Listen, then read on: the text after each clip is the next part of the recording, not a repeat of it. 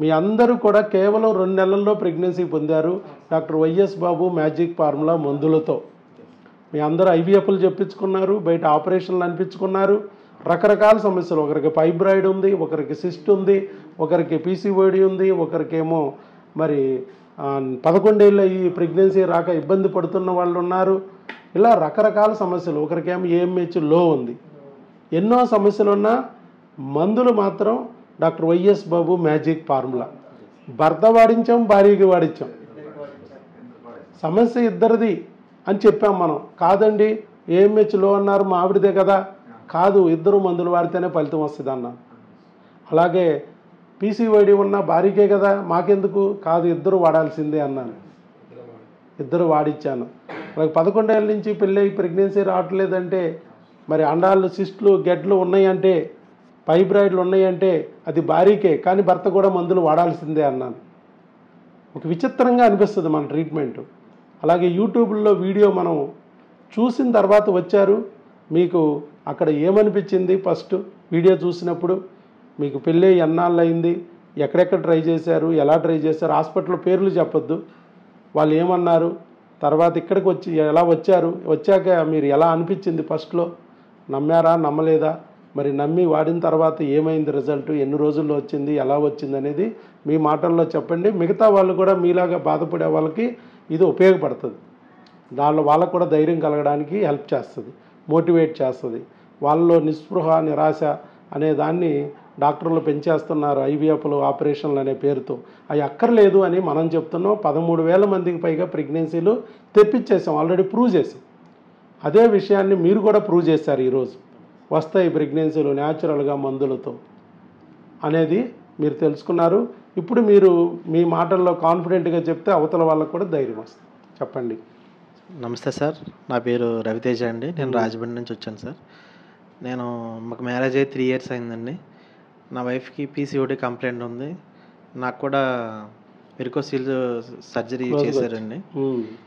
తర్వాత కౌంట్ కూడా వెరికోసీల్ వల్ల తక్కువగా ఉందని సర్జరీ అయిన తర్వాత కౌంట్ పెరిగిందండి. లాప్రోస్కోపీ కూడా చేసేసారు. ఇందా మీకు చెప్పడం మర్చిపోయాను. మీ ఆవిడకి పీసీఓడి గురించి, పీసీఓడికి లాప్రోస్కోపీ చేశారు, మీకేమో సర్జరీలు చేశారు వెరికోజీల్ కానీ. కానీ సంవత్సరం అయిపోయింది అవి చేయించుకుని, ప్రెగ్నెన్సీ రాలా. ఇద్దరికి చెరోక ఆపరేషన్ చేశారు. మరి ఆపరేషన్ లో మాత్రం సమానత్వం పాటిస్తున్నారు, మందులు మాత్రం అట్లా కాదు. నీ మందులు నీకే, ఆవిడ మందులు ఆవిడకే. ఆవిడకు ఒక రకమైన ఆపరేషన్, మీకు ఒక రకమైన ఆపరేషన్ చేశారు, ఫలితం లేదు. మరి మనం ఏం చెప్పాము ఇక్కడికి వచ్చాక? వచ్చిన తర్వాత క్రిములకి హార్మోన్లకి మందులు ఇచ్చారు సార్. అది క్రిములు అని చెప్పాం. అంతే సార్. బాబు మీకు ఉన్నది ప్రెగ్నెన్సీ రాకుండా ఆపుతుంది క్రిములు, ఆపరేషన్లు కాదు. ఆపరేషన్లు చేసినా ఫలితం రాదు. సమస్య ఒకటి, కొట్టుడు ఒకటే అయింది. అది మీ వీర్యకణాలు తగ్గడానికి, అప్ అండ్ డౌన్ అవ్వడానికి కారణం క్రిములు.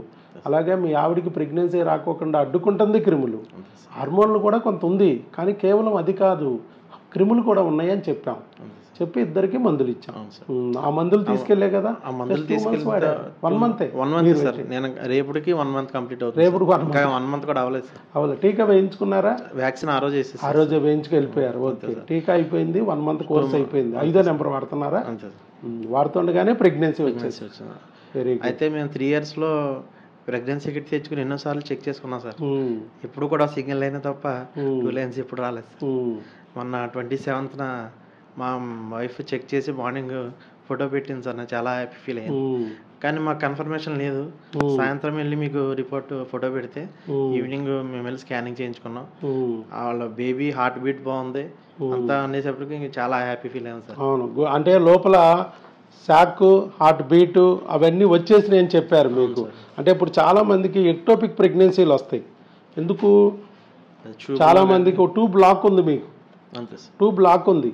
ఒక ట్యూబ్ బ్లాక్ ఉంటే పైగా మీకు ఏం చెప్పారంటే, ట్యూబ్ బ్లాక్ ఉంది, ఆ ట్యూబ్లో ఓవరీ అటే సైడ్ వస్తుంది కాబట్టి ప్రెగ్నెన్సీ రాదని చెప్పారు మీకు. ఆ రోజు హిస్టరీ వచ్చినప్పుడు అది చెప్పాం మనం.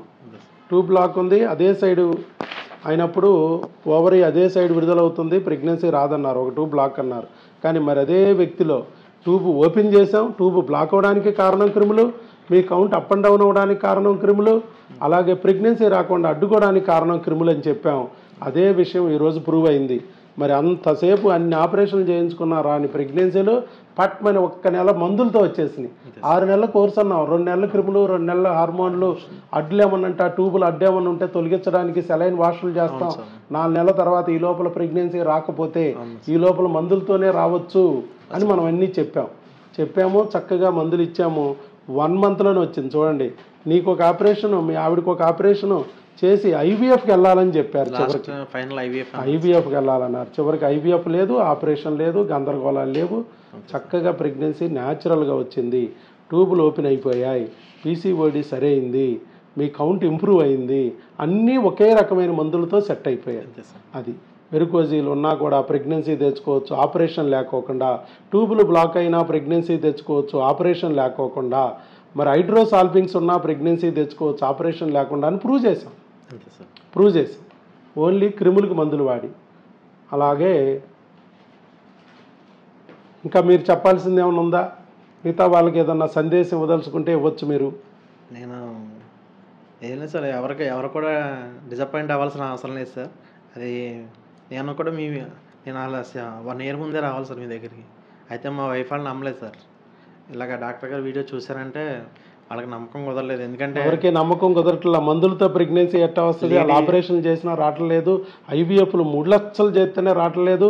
నువ్వు 3 లక్షలు డబ్బులు ఖర్చు పెట్టడానికి ఇబ్బంది అయ్యి ఈ కథలన్నీ చెబుతున్నావు, ఎక్కడెక్కడికో తీసుకెళ్తావు. లేడీ డాక్టర్స్ కి తెలియంది డాక్టర్ గారికి ఎందుకు ఎలా తెలుస్తుంది అని చెప్పేసి లేడీ డాక్టర్ గారు అంటే ఎక్కువ బ్రెయిన్ ఉంటుంది, మగ డాక్టర్లకి తక్కువ బ్రెయిన్ ఉంటుంది. కాబట్టి ఆ డాక్టర్ గారికి తెలియంది ఈ డాక్టర్కి ఏం తెలుస్తుంది? ఈ ఊర్లో 1,00,000 మంది, ఆంధ్రప్రదేశ్లో 1,00,000 మంది డాక్టర్లు ఉంటే అర్థం కాంది.